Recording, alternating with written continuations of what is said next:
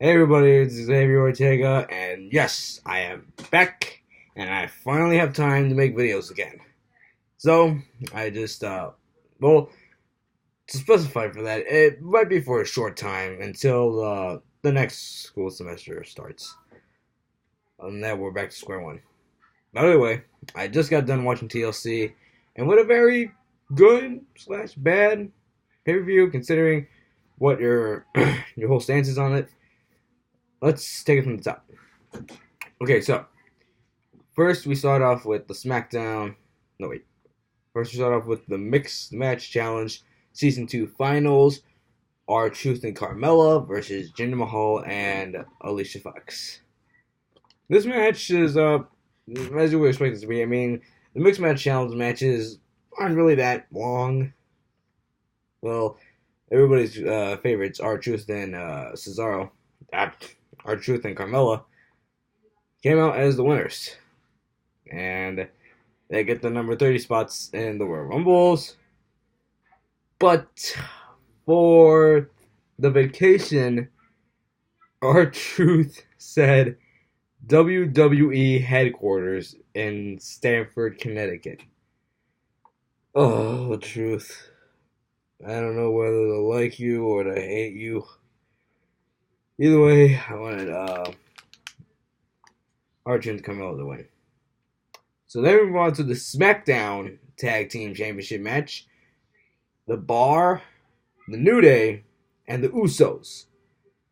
This match was average. I'll say average. I'll say average because it should have had like a big stipulation to it, like a ladders match or a TLC match or a tables match. There are a lot of good offense, a lot of good action between the three teams. There wasn't even a point in this match where I thought that the New Day split was going to happen in this match. I had that feeling. I don't know why, but I had that feeling. Either way, the Bar retained. So then we move on to Baron Corbin versus Braun Strowman. If Braun Strowman wins, he gets his Universal Championship match at Royal Rumble. And if Baron Corbin wins, he gets to be Raw General Manager permanently. But if he loses, he will no longer be GM of Raw. So, there's this whole story about him going to win the match by forfeit because Braun still had to deal with his arm injury. And the way they did this was perfectly. Braun came out, and he put out a good point that in a TLC match, there is no disqualification, which meant that anybody could help him out. And then as soon as he said that, Apollo Crews, Bobby Roode, and Chad Gable, the Raw Tag Team Champions, and Finn Balor all came out with steel chairs. They all got on the apron. Baron thought that Heath was going to have his back, but Heath Slater took off the referee first, the shirt, and revealed that he was against Baron. And they all started whacking him with chairs. Baron got out of the ring, and just when you think he's about to escape again, Kurt Angle themes hits, and he starts wailing on Baron Corbin. He brings him into the ring. They all do his finishers. Roode, Gable, Crews, and Balor all do their finishers on Corbin. And then Angle does the Angle Slam on him. Heath puts on the referee shirt again. Braun puts his foot on top of Baron Corbin. 1, 2, 3. Baron Corbin is not GM anymore. And Braun Strowman is going to the Royal Rumble to finally dethrone Brock of the Universal Championship and finally bring it back to having some relevance. And I want to touch on that a little bit because there are speculations that Brock Lesnar is not going to fight for the UFC until January. And the Royal Rumble is on January 27th. And I don't know when that specific date that he might wrestle for the UFC again is, but either two things are going to happen. Vince McMahon is coming to Raw this Monday. Two things are going to happen. One, Braun strips Brock. Brock drops the title to Braun at the Royal Rumble, and he goes to UFC for good. Or Vince McMahon comes to Raw and strips Brock Lesnar of it. And let me tell you why.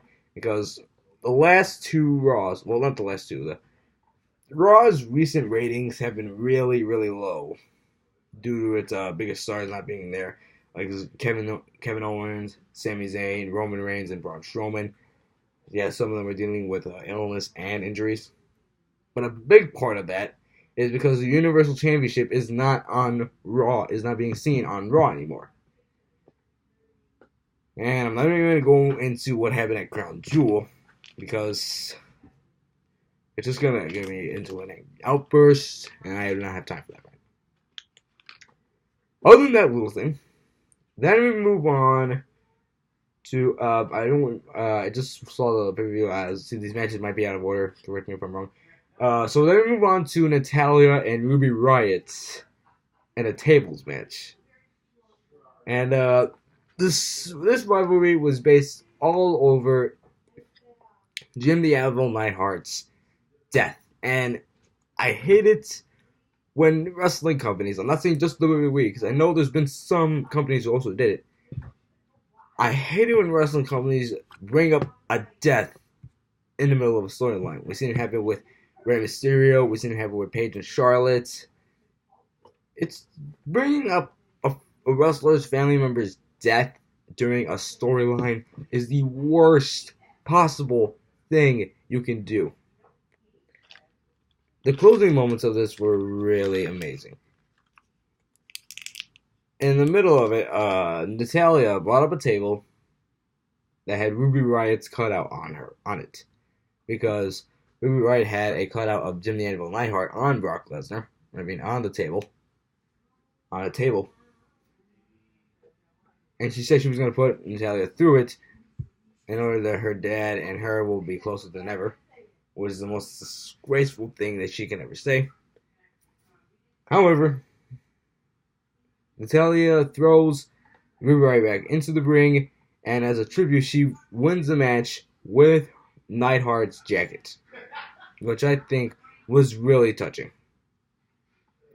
So then, we move on to Randy Orton versus Rey Mysterio in a chairs match. And the whole story around this is because Randy Orton has been targeting Rey Mysterio. He ripped off his mask. He went after his throat. So, the match like this is good. I'm just going to give it like that. Good. To me, I don't know what the real point of a chairs match is. Yeah, I know you get to use chairs in the match. I know that's the point of the match. But don't they get to use chairs all the time? Like during a DQ or a sneak attack or in wrestling in general? Either way, the way the match ended was also amazing. You see, Rey Mysterio had Randy Orton laid out on the chairs. There were 4 chairs stacked up. Rey Mysterio, what he did was he walked on 2 chairs, and on the chair that Randy Orton was sitting on, rolled him up into a pinfall. And that kind of got me off guard. It was a really good way to win the match and possibly end the feud between Orton and Mysterio. So then, we move on to Ronda Rousey and Nia Jax for the Raw Women's Championship. You guys know my opinion about Ronda Rousey. I'm not even going to go into it right now. Nia Jax, it should have been her moment. Rousey needs to focus on Becky. Like, there's rumors of Ronda Rousey and Becky Lynch main eventing WrestleMania. I like that idea, but you don't have to have any titles in the storyline. You can just have the match between Rousey and Lynch. And what I think they should have had They should have had Nia Jax just win the belt and just have Rousey go after Lynch. I mean, you guys saw the main event. I'll get to that later. Either way, Rousey retains. A little disappointing. So then we move on to the WWE Championship match. AJ Styles and the new Daniel Bryan. This match will probably go into the match of the year collection. This match was really good. This was match of the night 1. Part 1. But you see, Styles and Bryan, they're like two of the greatest technical wrestlers of all time. The two greatest in-ring competitors of all time. And you see, with them, this is like the whole new Daniel Bryan thing, no heel Daniel Bryan persona. Yeah, we've seen some of that, like in Ring of Honor and all in the Indies of all that, and I like it here. And I was rooting for Daniel during this match. I like look. Styles already had 2 title reigns with the WWE Championship. He doesn't need a new one. Yeah, he might be the top star, but he doesn't need another championship reign. Either way, Bryan retains. So then we move on. And I can't believe I'm going to say this is probably the most disappointing match of the night. Dean Ambrose versus Seth Rollins for the Intercontinental Championship. I mean, that sentence alone just makes me disappointed in these two. In this feud. You see, Rollins and Ambrose, their feud in 2014 was amazing because the heel and role reversals, the heel and face personas belonging to Ambrose and Rollins, they played it off pretty good. But now that the roles are reversed, I don't think we'll see that magic again. And this match really proved it. Like, this match was so disappointing and so boring, I started falling asleep during it.